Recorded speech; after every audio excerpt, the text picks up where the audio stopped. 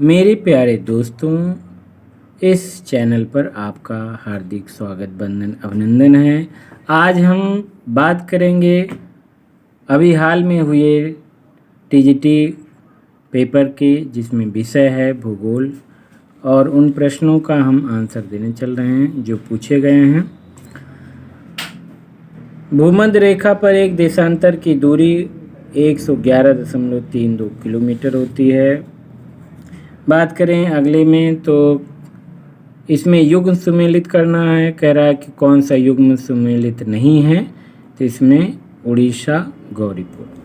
अगला क्वेश्चन है हरित क्रांति का अभिप्राय है, तो उसकी हम बात करें तो उच्च उत्पाद वैरायटी प्रोग्राम, इसमें सी ऑप्शन सही होगा।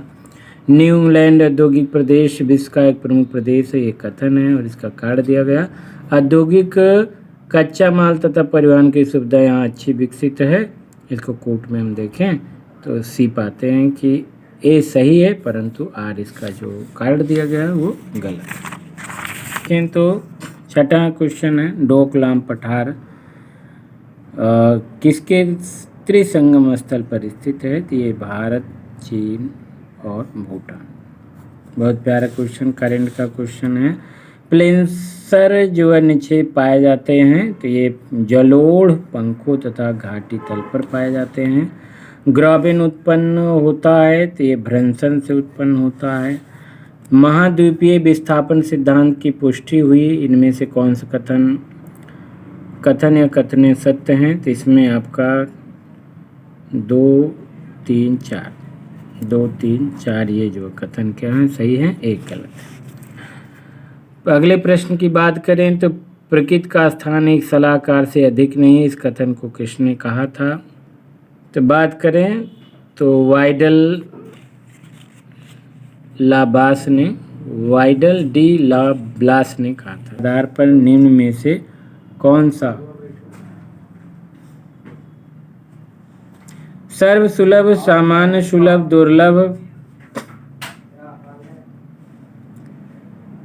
इसमें उपलब्धता के आधार पर इनमें से कौन सा संसाधनों का वर्गीकरण सही है। सर्व सुलभ अर्थात जो आसानी सुलभ हो जाते हैं, सामान्य सुलभ और दुर्लभ कुछ ऐसे हैं जो दुर्लभ मतलब मिलते ही नहीं हैं, बहुत मुश्किल से। अगला क्वेश्चन की बात करें तो निम्नलिखित कथनों का परीक्षण कीजिए तथा नीचे दिए गए कोड का प्रयोग करके सही उत्तर को चयन कीजिए। और पहला है कहा जैसे ही सूर्योदय होता है तब धरातल ऊष्मा प्राप्त करता है तथा कोहरा ऊपर उठता है। दूसरे की बात करें तो विकर्ण शीतलन के कारण आरंभिक उषा काल में कोहरा उत्पन्न होता है। तो इसमें बात करें, इस पर कन्फ्यूजन है, ये देखेंगे फिर भी जहाँ तक सही है बी, इस पे डाउट है मुझे भी। कराल बस्ती से संबंधित की बात करें तो मसाई सही है। अगला 14 नंबर देखें तो विश्व में धान उत्पादन में देशों के समूह में अवरोही क्रम में सही हैं। चलो आगे क्वेश्चन देखें तो इसमें भी डाउट है। तो शिव समुद्रम जल विद्युत गृह स्थापित है, ये कर्नाटक में है। आगे बात करें तो निम्नलिखित में से किस प्रदेश में जैव विविधता में संपन्नता है, तो उष्ण प्रदेश में। यूर्त निम्न में से किस प्रजाति का घर है, तो ये है खिरगीज का। आगे देखें व्हिटलेसी ने बृहत स्तर पर विश्व को कितने कृषि क्षेत्रों में विभाजित किया है, तो बात करें 13 क्षेत्रों में। आगे हम देखें तो निम्नलिखित में से किस एक को संपन्नता का झरना स्रोत कहते हैं, इसको सौर ऊर्जा का कहते हैं। पिट्सबर्ग औद्योगिक प्रदेश किस देश में अवस्थित है, तो ये रूस में है। आगे हम बात करें कथन, क्वेश्चन नंबर 21 में कथन है कि अहमदाबाद भारत का मैनचेस्टर कहलाता है। कारण है अहमदाबाद भारत में सूती वस्त्र उद्योग का वाणिज्यिक उत्पादक है।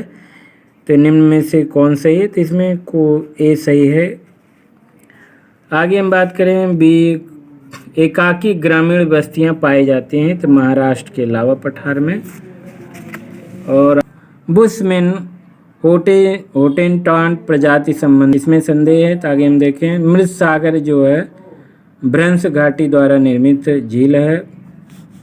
आगे बात करें संभववाद का जन्म लूसियन फैब्रे को कहा जाता है। भारत का विपुल दुग्ध उत्पादक राज्य उत्तर प्रदेश है। आर्थिक क्रियाकलापों के विकास का सही क्रम को देखें तो भोजन संग्रह, फिर कृषि, औद्योगिकरण, मतलब डी ऑप्शन सही है। और ओ वॉन्डरिंग कॉन्टिनेंट्स नामक पुस्तक किसने लिखी थी? तो इसमें ए वैगनर का है ये। गारो राजमहल बिदर का निर्माण अधिक्षिप्त बलन के द्वारा हुआ है। और आगे हम पढ़ें तो देखें 30 नंबर, निम्नलिखित में किस प्रकार के अधिवास का विकास सड़क, नदी या नहर के दोनों किनारों पर होता है? ये भाई रेखाकार होता है। आगे देखें दक्षिणी अमेरिका के मोड़दार पहाड़ का उदाहरण की बात करें तो एंडीज पर्वत है। आगे देखें निम्नलिखित में से कौन सा एक रबर का प्रमुख उत्पादक है? तो ये ब्राज़ील है। ब्राज़ील में रबर लिखा हुआ था, बस आगे तो खींचना था। इसके बाद उत्पादक नहीं, सॉरी, यहाँ पे थाईलैंड, मलेशिया, इंडोनेशिया ये 3 हैं और ब्राज़ील इसके दायरे में नहीं आता, अर्थात ये रबर का उत्पादन नहीं करता है। जल्दी जल्दी में गलती होती रहती है। प्रवाल भित्तियों की उत्पत्ति संबंधी सिद्धांतों में कौन सा सही नहीं है? तो बात करें तो ये डेविस का अपरदन चक्र सिद्धांत है। आगे देखें तापीय संकुंचन सिद्धांत प्रस्तुत किया गया था होम्स के द्वारा। आगे देखें अंतर्राष्ट्रीय तिथि रेखा का निर्धारण किस वर्ष हुआ? तो 1884, ये सही है। हेक्टोपास्कल की बात करें तो ये वायु दाब मापने की इकाई है। पास्कल वायु दाब का मात्रक भी होता है। मानसून जो है शब्द की उत्पत्ति की बात करें तो अरबी भाषा से हुई है। और आगे देखें पृथ्वी पर दिन रात बराबर नहीं होने का कारण क्या है? कि भूकक्षा का अंडाकार होना, ये सही है। निम्नलिखित में से कृषि क्रांति से संबंधित नहीं है, तो ये सारे ऊपर।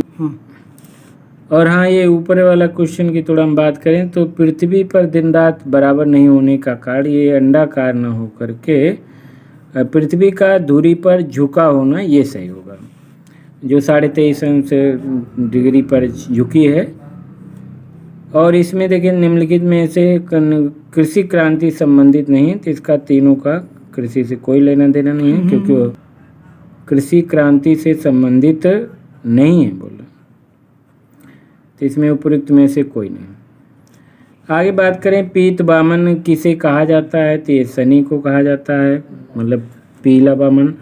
भारत में सबसे बड़ा कपास उत्पादक राज्य कौन सा है? तो देखें तो गुजरात है।